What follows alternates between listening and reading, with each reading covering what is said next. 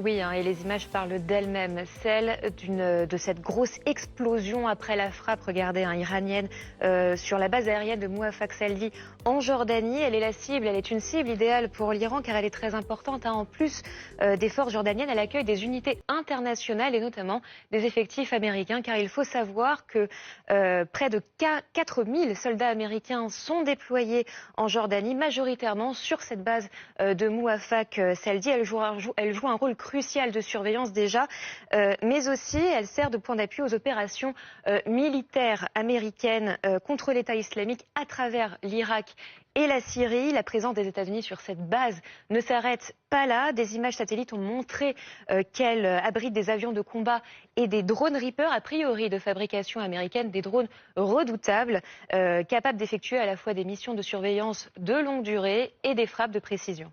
Sachant, Anaïs, que cette base n'est pas la seule cible de l'Iran, car de manière générale, au Moyen-Orient, la présence militaire des Américains est incontestable. Oui, et il suffit de cette carte et de quelques chiffres pour le démontrer. Quelques 50 000 soldats américains seraient déployés au Moyen-Orient, répartis sur au moins 19 sites dans la région, à la fois permanents et temporaires, sans compter les navires de la marine. Vous les voyez ici, on peut citer la Jordanie, mais aussi le Koweït, l'Arabie Saoudite ou encore le Qatar.